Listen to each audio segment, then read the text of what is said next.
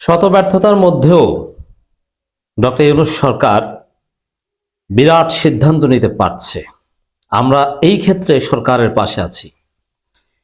ওসমান হাদির হত্যাকারীদের বিষয়ে সরকার মুখ খুলতে ভয় পাচ্ছে, কারণ সরকার সংশ্লিষ্ট এমন কেউ জড়িত যাদের বিরুদ্ধে পদক্ষেপ নেওয়াটা এখন সরকারের জন্য অত্যন্ত কঠিন, অথবা এমন রাজনৈতিক শক্তি জড়িত যাদের বিরুদ্ধে পদক্ষেপ নিলে বা যাদের নাম বললে নির্বাচন বানচাল হয়ে যেতে পারে। যার ফলে সরকার ওসমান হাদি হত্যার কুল কিনারা জনগণকে জানাচ্ছে না, কিন্তু আমরা কিন্তু বুঝে গেছি যে কারা কি করেছে। আমি নানান আলোচনায় বলেছি এর সাথে সরকারের একটা অংশ জড়িত, বিশেষ করে ওয়াকারের নেতৃত্বাধীন যে প্রশাসন আছে, নিয়ন্ত্রিত যে প্রশাসন, যারা ইউনূসের কমান্ড মানে না, এরা এখানে জড়িত থাকতে পারে, ডিজিএফআই এবং বিএনপির সাথে জড়িত থাকতে পারে। এবং আওয়ামী লীগের জাস্ট শুটার, এখানে আওয়ামী লীগ ওইভাবে জড়িত না, আওয়ামী লীগের জাস্ট শুটার, কিন্তু ঘটনাটা ঘটিয়েছে অন্য কেউ, বিএনপি রিলেটেড। এখন এগুলো ইউনূস বলতে পারছে না। এই ব্যর্থতার মধ্যেও যেহেতু এই সব কিছুর পেছনে হচ্ছে ভারত, বিএনপি যদি ওসমান হাদি হত্যার সাথে জড়িত থাকে, তার পেছনেও ভারতের কারণে ভারতকে সন্তুষ্ট করতে, ভারতের মন পাওয়ার জন্যই বিএনপি এই কাজ করেছে। এবং সন্দেহ আরো ঘনীভূত হচ্ছে। আপনারা দেখেছেন যে ওসমান হাদি হত্যার প্রতিবাদে গেছে ছাত্র দলের এক নেতা, তাকে বহিষ্কার করে দিয়েছে। এর মানে ওসমান হাদি বিএনপির শত্রু। ওই যে জানাজায় গেছে, কফিন হয়েছে, ওগুলো সব নাটক। বিএনপির প্রচন্ড ক্ষোভ যে ওসমান হাদি পারলে ওকে মরার পর মারত যদি সুযোগ পেত। এবং ভিতরে বিএনপির ইন্টারনাল মিটিংগুলোতে অথবা বিএনপির পান্ডারা তাদের স্ত্রীদের কাছে, গার্লফ্রেন্ডের কাছে ক্ষোভ দেখায় যে ওরে যদি পারতাম আবার মারতাম, কারণ ওর কারণে বিএনপির আজকে আরো করুণ পরিণতি হয়েছে। তো দর্শক, এগুলো নিয়ে সরকারের ব্যর্থতা আছে, কিন্তু সবকিছুর পেছনে ভারত। বিএনপি তারেক রহমান যেহেতু ভারতকে মুচলেকা দিয়ে বাংলাদেশে ফিরছে, এ কারণে সবকিছুর পেছনে ভারত। ভারত চাচ্ছে বিপ্লবীদের ভয় দেখিয়ে এই যে ইন্টার কন্টিনেন্টাল বা ট্রান্সন্যাশনাল যে ওই গুমের অভিযোগ থেকে বাঁচতে, বাংলাদেশে যে সেনা সদস্য হত্যা করেছে পিলখানা ট্রাজেডি, সে অভিযোগ থেকে বাঁচতে চাচ্ছে। এই জন্য বাংলাদেশে এই বিপ্লবীদের ভয় দেখাচ্ছে যে ইউনূসকে দুর্বল করছে, ইউনূসকে মেসেজ দিচ্ছে, ইউনূস তুমি দেখো, ভারত মেসেজ দিচ্ছে তোমার পক্ষের প্রধান শক্তি, তোমার যে মূল শক্তি, তাদেরকে মেরে ফেলছি, 2 দিন পর তোমার পক্ষে কেউ দাঁড়াবে না, অতএব ইউনূস সোজা হয়ে যাও, এই গুম খুনের বিচার বাদ দাও, ভারতকে জড়িত করা বাদ দাও। আর বিএনপি বলেছে যে আমাদের ক্ষমতা এনে দেন, আওয়ামী লীগকে পুনর্বাসন করে দেব এবং গুম খুনে জড়িত সবাইকে ছেড়ে দেব, কিচ্ছু হবে না। এটা তো মির্জা ফখরুল স্পষ্ট সরাসরি ঘোষণায় দিয়েছেন, আর পর্দার অন্তরালে যা বলেছে সেটা তো বলেছি। তো এই জায়গায় সরকার কিছুটা হলো কোমর সোজা করেছে। এই জায়গাটায় সোজা করার মাধ্যমে পুরো পরিস্থিতি ইউনূসের নিয়ন্ত্রণে আসবে বলে আমরা বিশ্বাস করি। প্রশাসনের ভারতপন্থী যে অংশটা ওসমান হত্যার সাথে জড়িত বলে আমরা ধারণা করছি, তারা চুপসে যাবে। যেরকম আয়নাঘর ভিজিট বাধা দিয়ে বন্ধ করা যায়নি এবং গুম খুনে জড়িতদের অ্যারেস্ট বন্ধ করা যায়নি, এরকম ওসমান হাদি হত্যাকারীদের নাম প্রকাশ করাও বন্ধ করা যাবে না। এটা ইউনূস করবে, তবে তার আগে ভারতকে শায়েস্তা করতে হবে। যেহেতু নেপথ্যে ভারত যদি বিএনপিকে তালাক দেয়, তাহলে বিএনপি এমনিই ধইছে, কারণ বিএনপির কিচ্ছু নাই এখন, বিএনপির কোনো সক্ষমতাই নেই।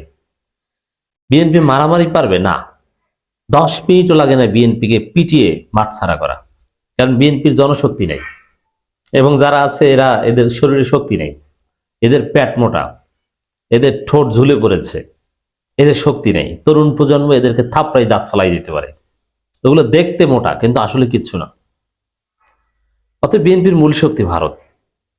এই জায়গায় ইউনূস সরকারের পদক্ষেপ আজই ভারতের সাথে কূটনৈতিক সম্পর্ক ছিন্ন করার মতো। হ্যাঁ, এত বড় ঘটনা ঘটছে। ভারতের কয়েকটা জায়গায় ভারতকে ভিসা দেওয়ার কার্যক্রম, মানে ভিসা কার্যক্রম বন্ধ করে দিয়েছে বাংলাদেশ সরকার, বাংলাদেশ হাইকমিশন। এখন 2টা দেশের মধ্যে কূটনৈতিক সম্পর্কের প্রধান ভিত্তি হচ্ছে বা প্রধান অনুষঙ্গ হচ্ছে ভিসা কার্যক্রম। ব্যবসা বাণিজ্য ওটা তো পরে, ব্যবসা বাণিজ্য করতে হলে না আপনাকে ভিসা লাগবে, ভিসা ছাড়া কূটনৈতিক সম্পর্ক হয় না। কূটনৈতিক সম্পর্কের প্রধান হচ্ছে, ব্যবসায়িক সম্পর্কের আগের শর্ত হচ্ছে ভিসা। কয়েক জায়গায় ভিসা কার্যক্রম বন্ধ করে দিয়েছে বাংলাদেশ সরকার। হ্যাঁ, ভারতও বন্ধ করে দিয়েছে, বাংলাদেশও বন্ধ করে দিয়েছে পাল্টা।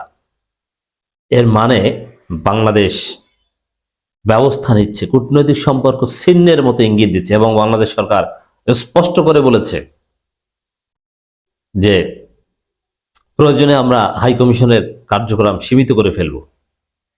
এই পদক্ষেপ নিতে পারছে।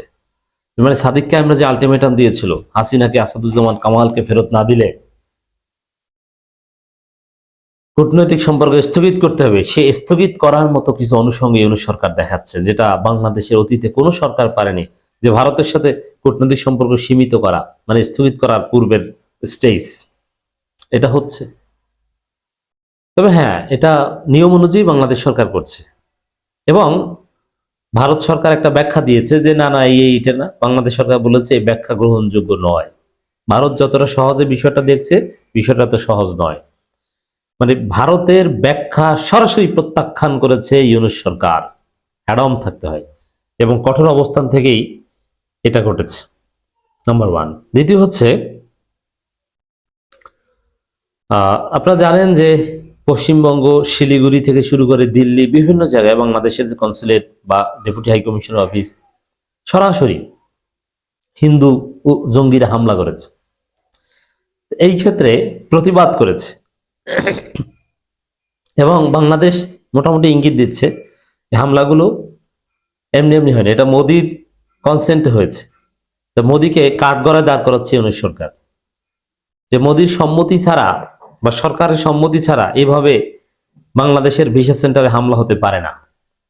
এটা সুরক্ষিত থাকার কথা, কিন্তু নিরাপত্তা প্রহরীরা চুপ করে দাঁড়িয়েছিল। বাংলাদেশে যারা চাকরি করে ওখানে ডিপ্লোম্যাটিক মিশনে, তারা চাকরি করতে চায় না, তাদের নিরাপত্তা, তাদের পরিবার আতঙ্কের মধ্যে আছে। এটা ভয়ানক অভিযোগ, এবং এটা সত্য। মোদির বিরুদ্ধে এটা করছে ইউনূস সরকার, এই অভিযোগ করছে। এর মানে এগুলোর কারণেই তো কূটনৈতিক সম্পর্ক ছিন্ন হয়। কূটনৈতিক সম্পর্ক ছিন্ন করা কাছাকাছি চলে গেছে, এই অভিযোগ করলে তার ফলাফল এটাই হয়। এটা রাশিয়া আবার টের পেয়েছে, এই জন্য রাশিয়া বলছে যে ভাই তাড়াতাড়ি একটু সমাধান করেন। না, কূটনৈতিক সম্পর্ক ছিন্নের দিকে যাচ্ছে। এই পরিস্থিতি উন্নতি না হলে কূটনৈতিক সম্পর্ক ছিন্ন অনিবার্য। 2 দিন পর শুনবেন যে সীমিত করা হয়েছে, তারপরে দেখবেন যে বাংলাদেশ তাদের কূটনীতিকদের নিয়ে এসছে। এবং এই বিষয়ে প্রতিবাদ করার ক্ষেত্রে বাংলাদেশ সরকার স্পষ্ট করে বলেছে যে হিন্দু সন্ত্রাসীরা কিংবা হিন্দুত্ববাদী উগ্রবাদী গোষ্ঠী, চরমপন্থী হিন্দুরা, চরমপন্থী হিন্দু গোষ্ঠী, এমনি যারা হামলা করছে, যারা বিক্ষোভ করছে, তাদেরকে চরমপন্থী জঙ্গি সন্ত্রাসী বলে বাংলাদেশ সরকার আখ্যায়িত করেছে। অতএব এটা কূটনৈতিক সম্পর্ক ছিন্নের পূর্বের আলামত হিসাবে দেখছি।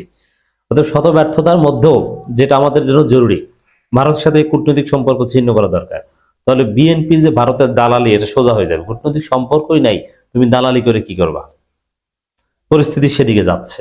ধন্যবাদ ইউনূস সরকারকে।